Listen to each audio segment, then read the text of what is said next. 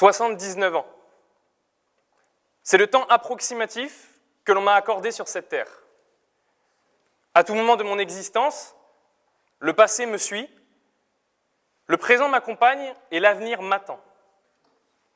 Le passé est déjà écrit. L'avenir reste à imaginer et le présent est un roman qu'il me faut écrire. Alors, qui sait ? Mon roman pourrait être un best-seller, un chef-d'œuvre de la littérature, un manuscrit de plusieurs centaines de pages. Encore faudrait-il avoir des choses à y écrire. Ce que je voudrais écrire dans ce livre, mesdames et messieurs, ma vie, tout simplement, mes réussites, mes échecs, mes déceptions, mes émois. Je voudrais y raconter toutes les choses incroyables que j'ai faites durant les 79 ans que j'ai eu la chance de vivre.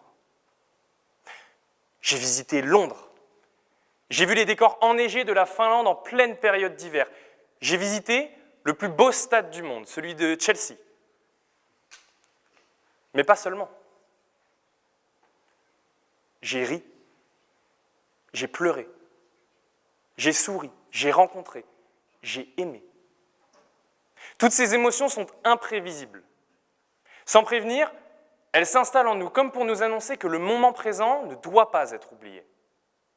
À présent, j'ai une question pour vous, public. Avez-vous déjà prévu de rire, de sourire ou même de pleurer ? Ça n'a aucun sens, n'est-ce pas ? Personne ne se dit « tiens, si ce soir, je riais » ou « si ce soir, je pleurais ». Non. Ressentir n'attend pas. Je ne vais pas m'arrêter de vivre ma vie pleinement par peur d'y mouiller mon t-shirt ou de rigoler un peu trop fort. On dit souvent qu'il ne faut pas avoir de regrets. Et souvent, ce sont des gens qui en ont qui nous le disent. Ce sont des gens qui peut-être ont laissé passer leur chance de vivre une vie pleine. Et qu'aujourd'hui, il est trop tard. Moi, je suis jeune. Vous, mesdames et messieurs les jurés, et vous, public de cette soirée, vous ne l'êtes probablement plus. Et c'est très bien. Parce que ça veut dire que vous avez un regard sur cette situation bien plus éclairé que le mien. Mesdames et messieurs les jurés, peut-être aviez-vous des projets et des envies quand vous aviez mon âge. Peut-être aviez-vous un projet que vous vouliez entamer une fois votre bac obtenu. Puis quand vous l'avez obtenu, vous vous êtes dit qu'il fallait plutôt attendre la fin des études, puis d'avoir un travail stable, sûr et un salaire important. Peut-être avez-vous eu des enfants entre-temps, et vous avez attendu qu'ils partent pour réaliser ce projet. Et ainsi, votre vie a été rythmée par la seule et unique quête de trouver systématiquement une nouvelle raison de repousser ces choses qui vous faisaient tant envie 10, 20, 30 ans auparavant. Pourquoi les avez-vous repoussées ? Par manque de moyens ou par manque de spontanéité ?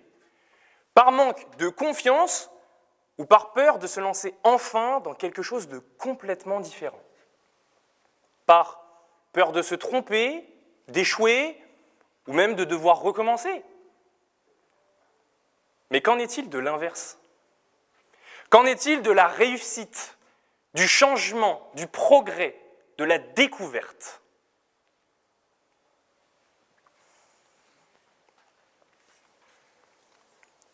Laissez-moi vous dire, l'avenir ne dicte pas nos choix d'aujourd'hui. Nous convainquons que ce qui arrive dans les prochaines semaines, prochains mois, prochaines années, n'est pas bon. Nous refusons d'entrevoir un destin plus beau que celui de l'erreur ou de l'échec. Laissez-moi vous rappeler un souvenir à tous. Souvenir peut-être très lointain pour certains d'entre vous, car il se situe dans votre enfance. Nous sommes un 24 décembre au soir, dehors il neige, le repas est servi et toute la famille est réunie pour passer un moment convivial autour du sapin bien décoré pour l'occasion. Qu'est-ce que je vais avoir cette année ? Est-ce que je vais avoir la chance d'apercevoir le Père Noël ? Est-ce que vous vous souvenez de cette excitation, de cette impatience, de ne pas tenir en place ? Est-ce qu'à un moment dans cette situation, vous vous êtes dit « Non, je n'ouvrirai pas mes cadeaux par peur d'être déçu de leur contenu ». Vous voyez? Voilà une deuxième question qui ne fait absolument aucun sens. Vous choisissiez tous la surprise au lieu du rejet. À présent, appliquez cette même logique à votre vie actuelle. À force d'éviter d'agir par peur d'être déçu, quand retrouverez-vous cette magie de l'inattendu? Ce Noël dans votre enfance était donc le seul moment de votre vie où vous avez accepté d'être surpris, où vous avez accepté l'imprévu, où vous avez abandonné cette quête de contrôle et où vous avez laissé les choses faire. Ça fait beaucoup de vous. Parlons de moi, maintenant. Je pense que ma vie ne doit pas être dictée par l'avenir. Parce que ma vie, elle se passe maintenant. Non pas il y a 10 ans ou dans 10 ans. Maintenant. Elle défile. Elle s'écoule que je le veuille ou non. Elle défile vite en plus de ça.